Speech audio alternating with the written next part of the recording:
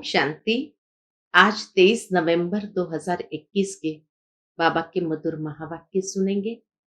और आज की मुरली में बाबा कहे, तुम बच्चे इस ड्रामा के अंदर हीरो हीरोइन का पार्ट बजाते हो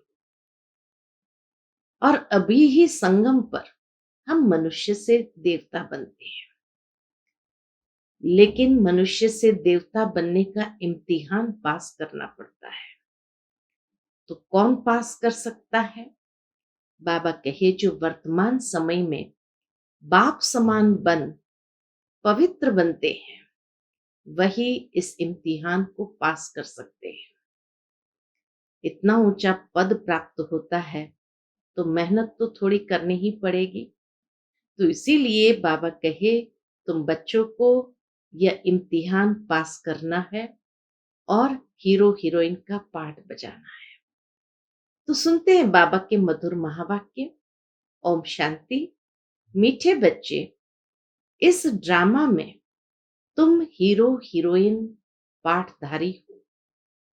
सारे कल्प में तुम्हारे जैसा हीरो पार्ट और किसी का भी नहीं। प्रश्न है आज की मुरली से, मनुष्य से देवता बनने का इम्तिहान कौन पास कर सकता है? उत्तर है, जो फॉलो फादर कर बाप समान पवित्र बनते, वही यह इम्तिहान पास कर सकते हैं। 21 जन्मों का बेहद का वर्षा मिलता है तो जरूर थोड़ी मेहनत करनी पड़ेगी। अभी मेहनत नहीं की तो कल्प कल्पांतर नहीं करेंगे, फिर ऊंच पद कैसे पाएंगे? पवित्र बनेंगे तो अच्छा पद पाएंगे, नहीं तो सजाएं खानी पड़ेगी। ओम शांति। मीठे मीठे रूहानी बच्चों से बाबा सन्मुख बात कर रहे हैं। आज की मुरली में यही फीलिंग बाबा ने दी है, जैसे बाबा कोई शिक्षाएं या सावधानियां नहीं दे रहे हैं, लेकिन सन्मुख में बात कर रहे हैं। बच्चे समझते होंगे हमारे साथ बेहद का बाप बात कर रहे हैं, जो सबसे अति मीठा है। बाप भी मीठा होता है, दुनिया में भी बाप भी मीठा होता है, टीचर भी मीठा होता है, क्योंकि दोनों से वर्षा मिलता है। माता पिता से तो स्थूल जायदाद का वर्षा मिलता है और टीचर से पढ़ाई के द्वारा अच्छे पद की प्राप्ति का वर्षा मिलता है और गुरु से भक्ति का वर्षा मिलता है। यहां तो एक से ही तीनों मिलते हैं, तीनों वर्षा एक से ही मिलते हैं। खुशी भी होती है जब तीनों से इतना बेहद का वर्षा प्राप्त हो, तो खुशी भी होती है।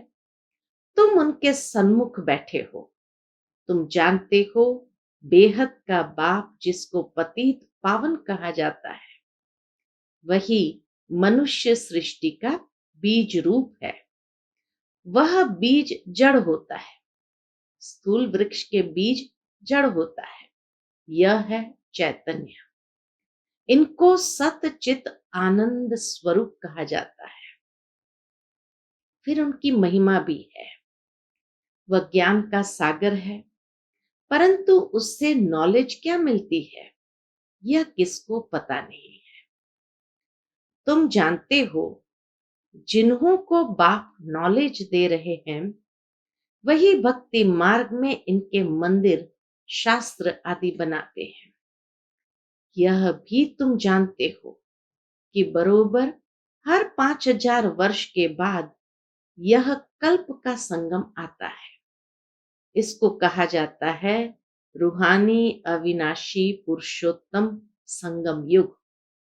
संगम युग को बाबा ने कहा रूहानी अविनाशी पुरुषोत्तम संगम युग।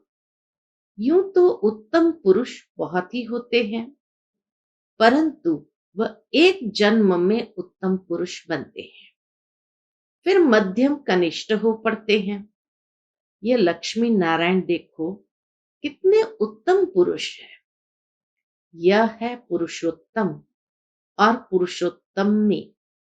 बाबा कहे यह है पुरुषोत्तम और पुरुषोत्तमिनी। ऐसा उत्तम दोनों को किसने बनाया? गाया जाता है ऊंच ते ऊंच भगवान है, वह ऊपर में रहते हैं। मनुष्य सृष्टि में ऊंचे ते ऊंच यह विश्व महाराजा महारानी है। ऊंचे ते ऊंच भारत में राज्य करते थे। श्री लक्ष्मी श्री नारायण ऊंचे ते ऊंचे भारत में राज्य करते थे। अब यह राज्य उन्होंने कैसे पाया, यह किसको भी पता नहीं है। ऐसा बाप जो तुमको इतना ऊंच बनाते हैं, वह कितना मीठा लगना चाहिए, उनकी मत पर चलना चाहिए।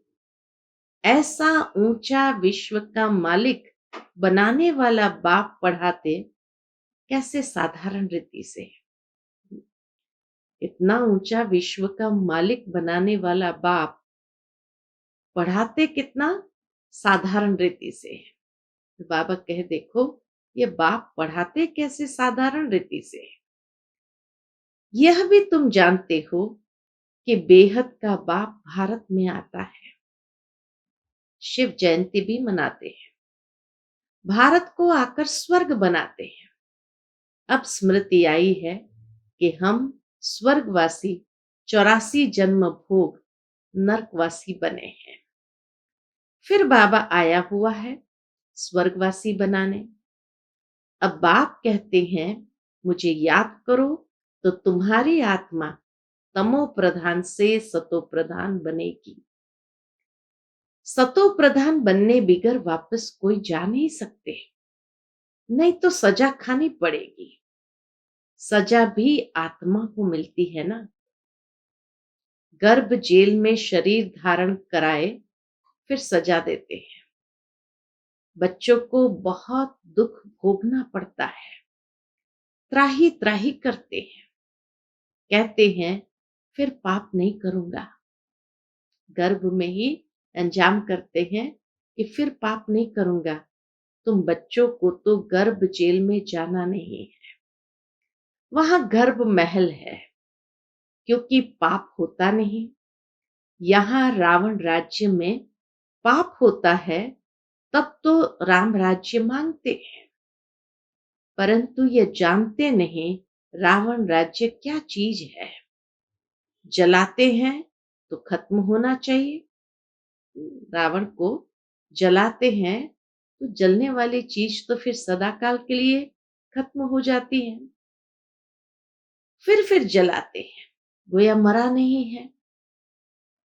बाबा दादियां सुनाती थी कि जब साकार बाबा थे तो दशहरा आया, रावण को जलाया बहुत बड़ा बूत बना करके। तो बाबा ने बच्चों को कहा कि सारे शहर में ये पोस्टर लगा दो, रावण अभी मरा नहीं है। तो सारे शहर में ये पोस्टर लगाए गए कि रावण अभी मरा नहीं। पहले दिन ही जला दिया और फिर बाबा ने ये पोस्टर लगवाए ताकि सब लोग समझे कि क्यों ऐसा कहा गया। हर वर्ष जो हम जलाते हैं इसका मतलब पुनः जिंदा हो जाता है। तो बाबा के मन के अंदर हमेशा सर्विस की भिन्न भिन्न युक्तियां निकलती रहती थी। तो बाबा कहे ये जानते ही नहीं मनुष्य कि रावण राज्य क्या चीज है। जलाते हैं तो खत्म होना चाहिए, फिर जलाते हैं, गोया मरा ही नहीं। फिर यह सब करने से फायदा क्या, अर्थात वर्ष वर्ष जलाने से फायदा क्या। वो लोग जाकर लंका लूट कर आते हैं। एक झाड़ को बीमारी होती है, उसको सोना समझ ले आते हैं। वास्तव में तुम इस समय रावण पर जीत पाते और गोल्डन एज के मालिक बनते हैं। अजमेर में वैकुंठ का मॉडल बनाया है। अब तुम जानते हो बाबा आया है बच्चों को फिर से स्वर्ग का मालिक बनाने। हीरे जवाहरों के महलों में हम राज्य करेंगे। अभी तुम बच्चे योग बल से निर्विकारी सतो प्रधान बनते हो।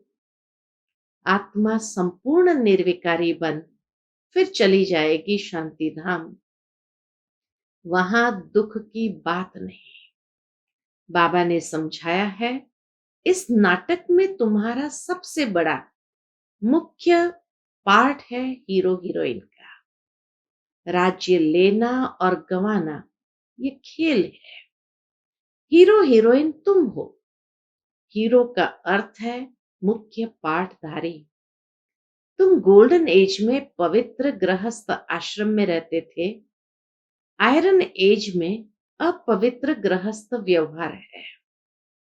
अब बाबा गोल्डन एज में ले जाएगा। वहां लक्ष्मी नारायण सूर्यवंशियों का राज्य होगा। वह पुनर्जन्म ले चंद्रवंशी में आएंगे। वृद्धि होती रहेगी। अब कितने करोड़ हो गए हैं। अब कहते बर्थ कम हो, बर्थ कंट्रोल हो। जिनको एक दो बच्चा होगा वह थोड़ी बंद करेंगे। अब तुम तो इतना कर सकते हो कि पॉपुलेशन कम कराना यह तो बाप के ऊपर है। बाबा कहे ये बात सबको बतानी है कि इतला कर सकते हैं। तो बाबा कहे अब तुम तो इतला कर सकते हो कि पॉपुलेशन कम कराना यह तो बाप के ऊपर है। बाप जानते हैं जास्ती मनुष्य होंगे तो मरेंगे। मैं आया हूं सबको खलास कर एक धर्म की स्थापना करने। वहां 9 लाख होंगे। छू मंतर हुआ ना। इतने करोड़ों से 9 लाख होंगे तो छू मंतर हुआ ना। कलयुग रूपी रात पूरी होकर दिन शुरू हो जाएगा। बर्थ कंट्रोल पर कितना खर्चा करते हैं। बाप का कोई खर्चा नहीं। नेचुरल कैलेमिटीज होगी सब खत्म हो जाएगा। ड्रामा में नूंद है। वह लोग जो प्लान बना रहे हैं वह भी ड्रामा में नूंद है। यूरोपवासी यादव, भारतवासी कौरव और पांडव, वह सब एक तरफ, इस तरफ दो भाई भाई है। बाबा कहे यूरोपवासी यादव वो सब एक तरफ, भारतवासी कौरव और पांडव तो ये दोनों भाई भाई इस तरफ है। वह सब एक तरफ, इस तरफ दो भाई भाई है पांडव और कौरव। भारत में भाई भाई है। जो अभी कलयुग में भाई भाई है तुम अब निकल आए हो संगम पर। कौरव और पांडव एक ही घर के थे। आत्मा असल में भाई भाई है। तुम आत्माओं से ही पहले पहले बाबा मिला है। रेस में जो पहले पहले जाते हैं वह इनाम लेते हैं। नेचुरल है जो रेस में फर्स्ट आएगा उनको इनाम मिलता है। तुम्हारी है याद की दौड़। यह कोई शास्त्र में नहीं है। बाप कहते हैं मेरे साथ योग रखो। यह योग की यात्रा इस समय ही होती है। यह यात्रा और कोई सिखला ना सके। सतयुग में न रूहानी योग न जिस्मानी योग होता है। वहां दरकार ही नहीं। यह इस समय तुम्हारी बुद्धि में बैठता है। ड्रामा में एक एक सेकंड का एक्ट समझाया है। इसको स्वदर्शन चक्र कहा जाता है। वास्तव में स्वदर्शन चक्रधारी अभी तुम बनते हो। 84 जन्मों का अथवा सृष्टि चक्र का नॉलेज तुमको है। स्व माना आत्मा। आत्मा को यह ज्ञान है तो अभी तुम बच्चे स्वदर्शन चक्रधारी बने हो। हम तुमको कहेंगे रूहानी बच्चे। बाबा कहे हम तुमको कहेंगे रूहानी बच्चे। स्वदर्शन चक्रधारी ब्राह्मण कुलभूषण। इन अक्षरों का अर्थ कोई नया समझ न सके। बाबा कहे, स्वदर्शन चक्रधारी ब्राह्मण कुलभूषण, इन अक्षरों का अर्थ कोई नया समझ नहीं सकता। ये अलंकार तुमको नहीं देते हैं क्योंकि तुमसे कोई भागंती हो जाते हैं। बाबा कहे, ये अलंकार तुम्हें नहीं दे सकते हैं जो विष्णु को दिया जाता है, क्योंकि तुमसे कई भागंती हो जाते हैं। अभी तुम्हारी बुद्धि में 84 का चक्र है। अब नंबर 1 में जाएंगे। पहले घर जाकर फिर देवता बनेंगे, फिर क्षत्रिय वैश्य शूद्र बनेंगे। कितनी समझ की बात है। इतना भी कोई याद करे तो अहो सौभाग्य। बाकी थोड़ा समय है, फिर हम स्वर्ग में आएंगे। अभी थोड़ा समय है, फिर हम स्वर्ग में जाएंगे। बाकी शास्त्र में तो बहुत दंत कथाएं लिख दी है। कृष्ण जो सभी का प्यारा है, उनके लिए भी लिख दिया है। सर्प ने डसा, यह हुआ। कृष्ण राधे से भी प्यारा लगता है क्योंकि मुरली बजाई है। हाँ, सबसे प्यारा कृष्ण लगता है हर एक को, क्योंकि मधुर मुरली बजाई है। तो इसीलिए बाबा कहे, कृष्ण राधे से भी प्यारा लगता है क्योंकि मुरली बजाई है। ये वास्तव में है ज्ञान की बात। ये ज्ञान की मुरली है। तुम इस समय ज्ञान ज्ञानेश्वरी हो, फिर पढ़कर राज राजेश्वरी बनती हो। यह है एम ऑब्जेक्ट। तुमसे कोई पूछते हैं, यहाँ का उद्देश्य क्या है? बोलो, मनुष्य से देवता बनना। हम सो देवता थे, 84 जन्म बाद शूद्र बने, अब फिर ब्राह्मण बने हैं, फिर देवता बनेंगे। पढ़ाने वाला ज्ञान का सागर परमात्मा है, न कि कृष्ण। ये राजयोग कोई भी सिखला न सके। तुम कहते हो, बाबा हम कल्प कल्प आपसे आकर राज्य भाग्य लेते हैं। यह भी तुम जानते हो, यह महाभारी लड़ाई से ही स्वर्ग के गेट खुलने वाले हैं। बाबा आकर राजयोग सिखलाते हैं तो जरूर स्वर्ग चाहिए, नर्क खत्म होना चाहिए। यह महाभारी लड़ाई शास्त्रों में है। फिर बाबा को खांसी आई तो बाबा कहे, ये किसको होती है? ये खांसी किसको होती है? शिव बाबा को या ब्रह्मा बाबा को? तो किसी ने कहा ब्रह्मा को। तो बाबा कहे, ये कर्म भोग है, अंत तक होता रहेगा। ब्रह्मा बाबा का अपना कर्म भोग है, ये अंत तक होता रहेगा। जब तक संपूर्ण बन जाए, फिर ये शरीर भी नहीं रहेगा, तब तक कुछ न कुछ होता रहेगा। इसको कर्म भोग कहा जाता है। सतयुग में कर्म भोग होता नहीं, कोई बीमारी आदि होती नहीं। तुम एवर हेल्दी एवर वेल्दी बनते हैं, सदैव हर्षित रहते हैं। बाबा कहे, तुम एवर हेल्दी एवर वेल्दी बनते हैं और सदैव हर्षित रहते हैं। तो हेल्थ, वेल्थ, हैप्पीनेस, तीनों वर्षा हमें बाबा से प्राप्त हो जाता है, क्योंकि बेहद के बाप से वर्षा मिलता है। फिर आधा कल्प के बाद दुख शुरू होता है, सो भी जब भक्ति व्यभिचारी हो। बाबा कहे, सो भी जब भक्ति व्यभिचारी हो जाती है, तब दुख जास्ती होता है, तब त्राही त्राही करते हैं और फिर विनाश होता है।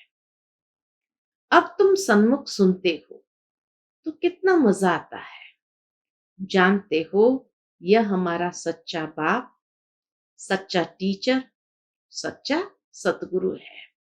यह महिमा एक ही निराकार बाप की है, वह है ऊंचे ते ऊंचा भगवान।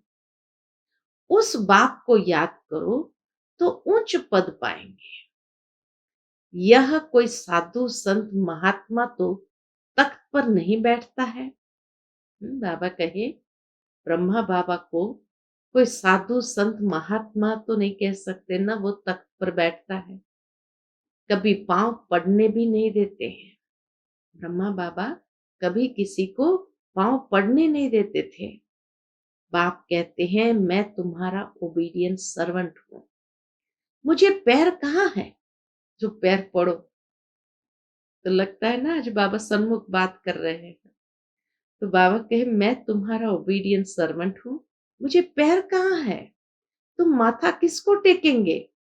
बहुत गुरुओं को माथा टेकते टेकते तुम्हारी टिप्पणी घिस गई है। जो भक्ति मार्ग में होता है वह ज्ञान मार्ग में हो न सके। भक्ति मार्ग में कहते हे राम, बाप कहते हैं यहां कोई आवाज नहीं करना है, साइलेंस में बैठना है, अपने को आत्म समझ गुप्त बाप को याद करना है। हे शिव ये भी नहीं कहना है। बाबा कहे, कई लोग हे शिव ये भी नहीं कहना है, तुमको आवाज से परे जाना है। बच्चे को अंदर में बाप याद रहता है, आत्मा जानती है कि यह हमारा बाबा है। तुमको अंदर गुप्त याद करना है, इसको अजपा याद कहा जाता है। जाप नहीं करना है, माला अंदर फेरा या बाहर फेरा बात एक ही है। अंदर फेरना कोई गुप्त नहीं, गुप्त बात है अपने को आत्म समझ बाप को याद करना। वह शिव बाबा या प्रजापिता ब्रह्मा तुमको डबल इंजन मिलती है श्रृंगारने लिए, इनकी आत्मा भी श्रृंगार रही है। फिर सब चलेंगे पियर घर, वहां से फिर ससुर घर विष्णुपुरी में आएंगे। यह है डबल पियर घर अलौकिक, वह लौकिक वह पारलौकिक। इस अलौकिक बाप को कोई जानते नहीं, तब कहते हैं इस दादा को क्यों बिठाया है। यह किसको पता नहीं है कि इस तन से परमात्मा पढ़ाते हैं। ये बहुत जन्मों के अंत में पूज्य से पुजारी बने हैं, राजा से रंक बने हैं। बाबा समझाते हैं, इस तन में मैं प्रवेश करता हूं, फिर भी किसकी बुद्धि में बैठता नहीं। मंदिरों में बैल रख दिया है। अब शंकर तो है सूक्ष्म वतनवासी, सूक्ष्म वतन में बैल आदि तो होते ही नहीं। बैल अर्थात मेल, भागीरथ को मेल दिखाते हैं। मनुष्य तो बिल्कुल बेसमझ बन पड़े हैं। बाप कहते हैं रावण ने बेसमझ बनाया है, खुद कहते हैं राम राज्य चाहिए। अब राम राज्य तो सतयुग में होता है, कलयुग में रावण राज्य। राम और रावण भारत में होता है। शिव जयंती भी भारत में मनाते हैं। शिव जयंती नहीं मनाते, बाबा कहे शिव जयंती भारत में मनाते हैं, रावण जयंती नहीं मनाते क्योंकि दुश्मन है। जयंती उसकी मनाई जाती है जो सुख देता है। अब शिव बाबा आकर ज्ञान सुनाते हैं और रावण पर जीत पहनाते हैं। अब तुम जानते हो रावण क्या चीज है, कब आते हैं, एक्यूरेट हिसाब बताया जाता है। यह बातें अच्छी रीति धारण करो, भूलो मत। ज्ञान सागर के पास बादल बनकर आए हो, भरकर वर्षा बरसानी है। धारणा बड़ी अच्छी चाहिए। यहां तुम सन्मुख बैठे हो, भासना आती है हम बेहद बाप के सन्मुख घर में बैठे हैं। ब्राह्मण कुल भूषण भी है, मम्मा बाबा भी है। बाबा हमको टीचर के रूप में पढ़ा रहा है, सतगुरु के रूप में साथ में ले जाएंगे। वह गुरु लोग ले नहीं जाते, गुरु का काम है फॉलोअर्स को साथ ले जाना। वास्तव में वह फॉलोअर्स भी है नहीं, वह सन्यासी व गृहस्थी तो फॉलोअर्स कैसे ठहरे? तुम शिव बाबा को भी फॉलो करते हो, ब्रह्मा बाप को भी फॉलो करते हो, ब्रह्मा बाबा को भी फॉलो करते हो। जैसे यह बनते हैं, तुम भी बनते हो। हम आत्मा पवित्र बन बाबा के पास चली जाएगी। बाबा कहते हैं माम एकम याद करो, सच्चे सच्चे फॉलोअर्स तुम हो। बाप कहते मैं आया हूं तुमको ले जाने के लिए।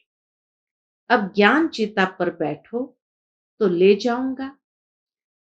सतयुग में लक्ष्मी नारायण का राज्य था उस समय और सब धर्म शांति धाम में थे। यह बातें बड़ी सहज है। बाबा के फॉलोअर्स बनो। जितना पवित्र बनेंगे अच्छा पद पाएंगे, नहीं तो सजाएं खानी पड़ेगी। नहीं तो सजा खानी पड़ेगी। जाना तो जरूर है, 21 जन्मों का वर्षा मिलता है, तो क्यों नहीं मेहनत करनी चाहिए। अब मेहनत नहीं की तो कल्प कल्पांतर नहीं करेंगे, फिर ऊंच पद कैसे पाएंगे। यह बड़ा बेहद का क्लास है। एक ही इम्तिहान है, मनुष्य से देवता बनना है। अच्छा, मीठे मीठे सिकिलते बच्चों प्रति माता पिता बाप दादा का याद प्यार और गुड मॉर्निंग। रूहानी बाप की रूहानी बच्चों को नमस्ते।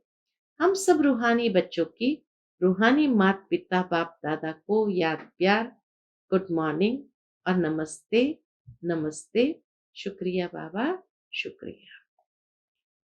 आज की मुरली से धारणा के लिए मुख्य सार है। पहली पॉइंट, एक बाप का सच्चा सच्चा फॉलोअर बन पूरा पूरा पवित्र बनना है। 21 जन्म का वर्षा लेने का पुरुषार्थ करना है। दूसरा, मुख से हे शिव बाबा भी नहीं कहना है, आवाज से परे जाना है। अपने को आत्म समझ अंदर में बाप को याद करना है। आज का बाबा का मधुर वरदान हम बच्चों के प्रति है, स्थूल व सूक्ष्म में हर फरमान को पालन करने वाले संपूर्ण फरमान वरदार भव। स्थूल व सूक्ष्म में हर फरमान को पालन करने वाले संपूर्ण फरमान वरदार भव। स्थूल फरमान पालन करने की शक्ति उन्हीं बच्चों में आ सकती है जो सूक्ष्म फरमान पालन करते हैं। सूक्ष्म और मुख्य फरमान है, निरंतर याद में रहो व मन वचन कर्म से पवित्र बनो।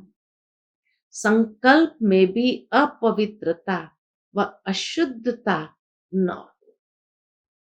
यदि संकल्प में भी पुराने अशुद्ध संकल्प टच करते हैं तो संपूर्ण वैष्णव व संपूर्ण पवित्र नहीं कहेंगे।